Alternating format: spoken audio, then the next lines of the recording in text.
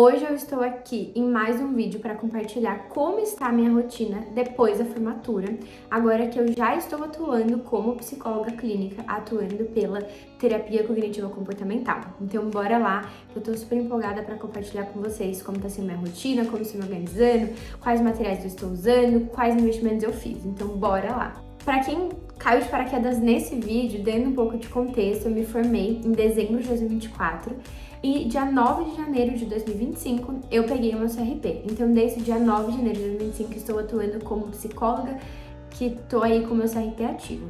E como que tá sendo, né? Como é que foram meus primeiros passos? Porque isso é uma questão que, nossa, muita gente lá no meu Instagram falou, Fê, fala sobre isso, fala sobre como foi a burocracia. Porque eu também tinha essas dificuldades, tinha essas dúvidas, tinha essas curiosidades de saber o que eu fazia primeiro, o que eu fazia depois, quais eram o procedimento, assim, a ordem, enfim, né? E eu não tava falando sobre isso no meu Instagram, até porque, assim, é muito complexo, não é tão simples. Então ia ser muito conteúdo por lá e eu preferi abordar por aqui no meu YouTube também para que eu possa explicar de forma mais detalhada e realmente compartilhar minha experiência com vocês. Então quando eu me formei e assim que eu finalizei a graduação, eu já comecei a elaborar documentos como prontuário, como contrato terapêutico. Eu fiz uma reunião com uma amiga, a Bruna, que ela também é psicóloga, ela já tem 1 ano de formada, e eu peguei várias dicas com ela. Então ela me passou como ela usava a planilha, me passou alguns documentos, me passou também como ela mexia no Drive. Então a primeira coisa que eu fiz foi fazer a reunião com a Bruna, e depois dessa reunião com a Bruna, eu criei uma pasta dentro do Google Drive chamada Clínica Maria Fernanda, e dentro desse Drive eu tenho várias coisas. Então, desde organização financeira, organização de documentos de paciente, uma pasta só de paciente, que aí dentro dessa pasta de paciente eu tenho os ativos e os inativos, e eu tenho uma outra pasta só de materiais. Então a gente recebe muito PDF de livro, ferramentas, técnicas, então eu criei uma pasta só de materiais. Prontuário eu fiz logo quando eu me formei, né? Tudo isso assim, quando eu me formei, depois eu vou falar um pouco como tá sendo hoje. Então, assim que eu me formei, eu fiz desse jeito pelo Google Documentos, Google Planilhas, tudo no Google, gente, sou fã do Google. Inclusive, os atendimentos eram pelo Google Meet. Então, eu peguei o modelo do CRP, eu vou deixar até aqui embaixo na descrição do vídeo para você poder fazer também, pesquisar, que lá tem uma resolução falando sobre o prontuário, o que deve conter. Então, desde dados de identificação até mesmo outras informações do paciente. Então, era assim que eu estava me organizando pelo prontuário, que é a recomendação do CRP. Quando eu ia atender, eu anotava em registro de sessão, então eu tinha um documento só de registro de sessão. Nesse registro de sessão tinha o nome do paciente, a data da sessão, o número da sessão, intervenções que eu realizei, uma página para eu conseguir escrever as coisas durante o atendimento. Então, aí lá embaixo tinha intervenção realizada, próxima sessão e revisão do plano de ação. Era basicamente, né, porque eu continuo usando esse registro de sessão, que eu estava fazendo, era assim que eu estava me organizando.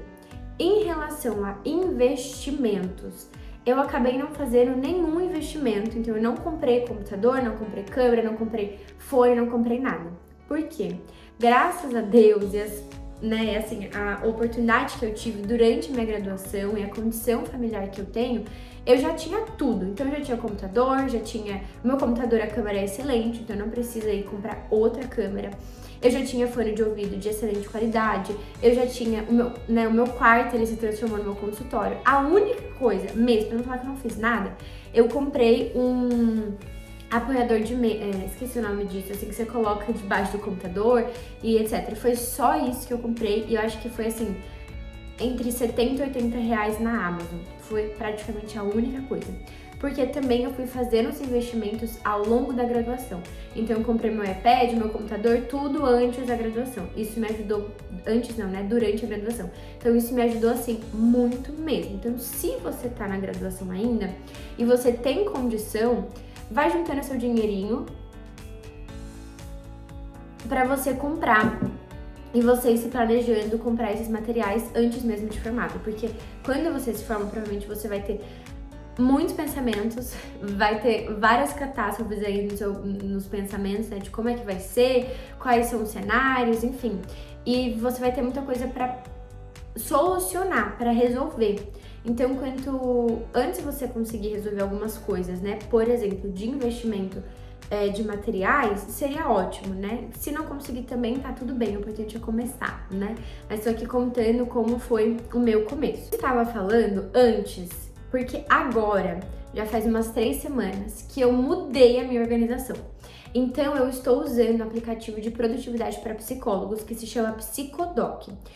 A Psicodoc tem tudo que você imagina. Então, tem a parte de finanças, tem a parte de prontuários, tem uma parte de estudos, tem parte de registro documental, tem parte de formulários que você pode mandar para o seu paciente, tem um caderno do paciente que ele acessa e ele vai ter, né, disponível ali todas as atividades, comentários, anotações. Tem também verificação de humor, monitoramento do progresso. Então, assim, tem tudo, tem até coisa que eu ainda nem sei que tem, mas eu sei que tem, mas eu ainda não sei mexer. E tem inteligência artificial que te ajuda a planejar sessões, ajuda com algumas perguntas de apoio, então é assim, surreal. Tem semanas que eu venho usando a Psicodoc, então eu não tô mais usando as coisas no Google Drive.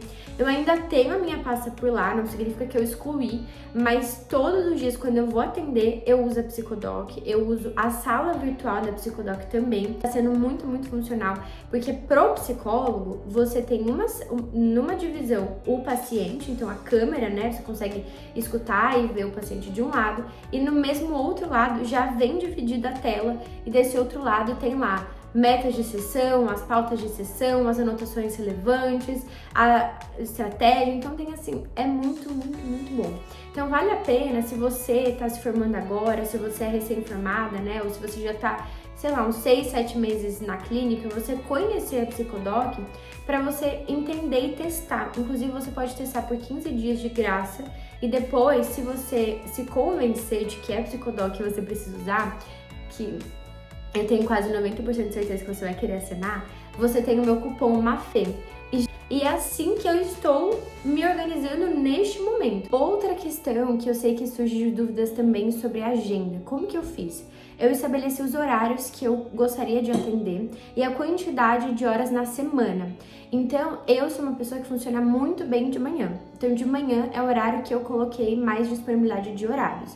Mas é claro que à noite também tem muitos pacientes que preferem, então o horário das 6 às 7, mas 7 horas é o meu último horário. Isso porque é muito importante que você, quando for criar sua agenda, que você entenda e você se conheça o suficiente para entender qual é o momento que você está mais concentrada, que você tem mais foco, que você tem mais disposição. É claro que isso vai precisar ser ajustado, né?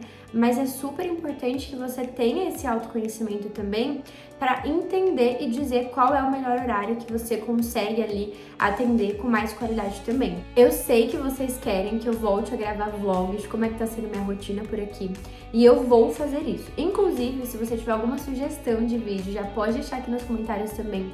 Comenta aqui o que você achou desse vídeo, se você achou confuso, se você gostou, se você ficou com alguma dúvida, se você tem alguma curiosidade, porque eu tô olhando todos os comentários, tô vendo aqui tudo com calma e querendo voltar pro YouTube com muito carinho também para pensar em conteúdos que realmente agreguem por aí. Então eu espero que tenha feito sentido o vídeo de hoje e até mais. Um beijo!